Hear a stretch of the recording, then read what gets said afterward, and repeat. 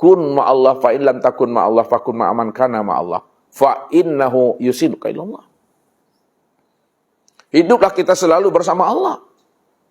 Memandang bersama Allah, mendengar bersama Allah, berkata bersama Allah, berpikir bersama Allah, berbuat dan melangkah bersama Allah. Supaya pekerjaan yang kita lakukan awal sampai akhir, kalau disandarkan kepada Allah, barokah, disempurnakan Allah. Awal sampai akhir daripada usaha kita. Fa in lam takun ma'allah. Jikalau kita hidup belum mampu bersama Allah, belum bisa hati ini merasakan hadirnya Allah bersama kita ini.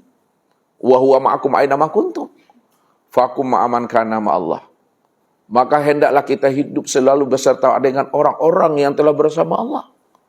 Cari kawan, cari teman, cari sahabat, cari mursyid, cari guru. Yang mana teman, sahabat, guru, dan mursyid, hati dan jiwanya telah terpatri hidup selalu bersama Allah. Hidupnya tidak lagi berjarak. Hidupnya betul-betul dah rapat dengan Tuhan itu.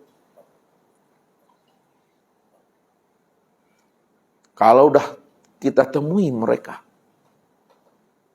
maka ambil ilmunya. Sau ilmunya, timba ilmunya.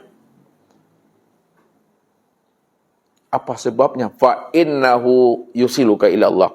Maka dialah yang menghantarkan rohani kita ini untuk bisa liko bermusahadah dengan Allah. Rupanya untuk berliko dan bermusahadah dengan Allah itu mudah, Bapak Ibu. Tak payah untuk berliko dengan Allah itu.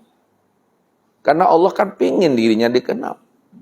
Kalau Allah pingin dirinya dikenal, maka Allah selalu mempermudah hambanya, supaya hambanya itu bisa mengenalkan dirinya.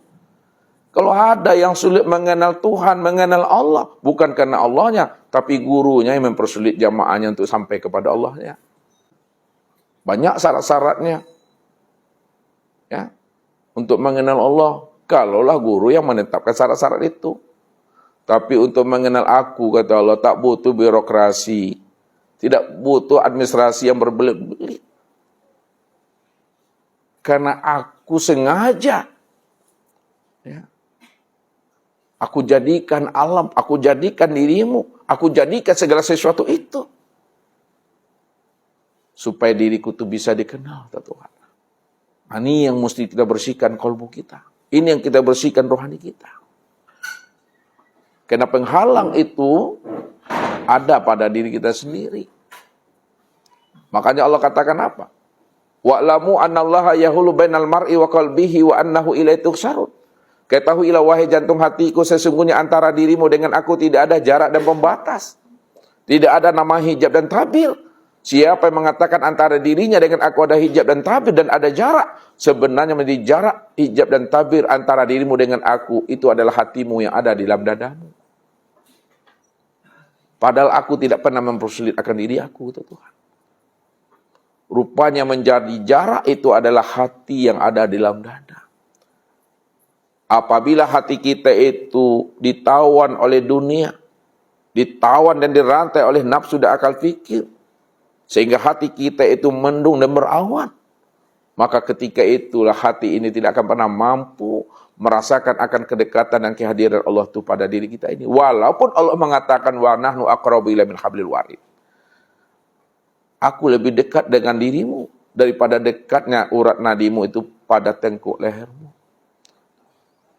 Kalaulah mata putih dan mata hitam ini dekat pada diri kita, Allah itu lebih dekat lagi dengan diri kita dibandingkan dekatnya mata hitam dan mata putih ini. Kalaulah rasa itu dekat pada diri kita, Allah itu lebih dekat lagi dengan diri kita dibandingkan dekatnya rasa itu pada diri kita. Kalaulah hidup itu dekat pada diri kita, Allah itu lebih hidup lagi dengan diri kita, lebih dekat lagi dengan diri kita dibandingkan dekatnya hidup itu pada diri kita. Tapi kenapa kita tidak mampu?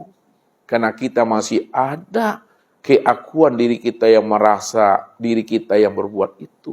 Itu disebabkan hati belum mendapatkan hidayah dan petunjuk Allah.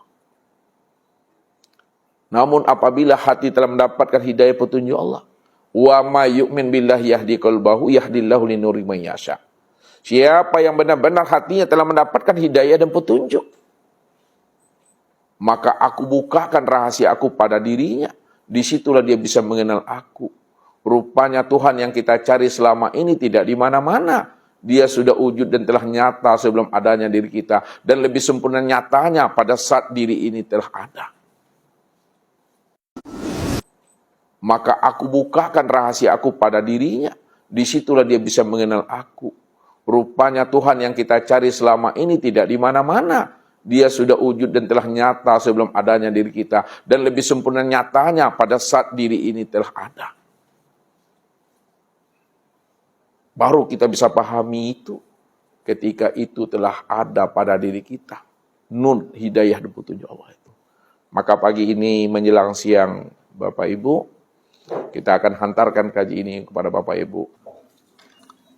Awal kita beragama, awal mulanya beragama, ya, sebelum kita diwajibkan, ya, ibadah sholat, puasa, zakat, haji, kurban, infak dan sebagainya, ya, sebelum itu maka yang wajib kita pelajari, yang wajib kita pahami, yang wajib kita kenal adalah ma'rifatullah.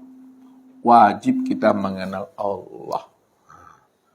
Jadi sebelum kita beragama, sebelum kita beribadah, wajib kita mengenal Allah. Sebab kalau kita tidak mengenal Allah, bagaimana hati ini akan hadir kepada dirinya? Bagaimana ingatan kita ini akan hadir kepada dirinya? Ya. Jadi supaya hati kita hadir kepada dirinya, ingatan kita hadir kepada dirinya, wajib dulu kenal Allah ini ya. Kalau tidak, maka ibadah kita itu akan menjadi ibadah yang hampa, percuma dan sia-sia. Ya, la sholata illa bi ma'rifatillah. Tidak sah salat jikalau kamu tidak mengenal Allah itu. La tasihul ibadah illa bi ma'rifatil ma'bud. Tidak sah ibadah kalau tidak mengenal yang diibadati.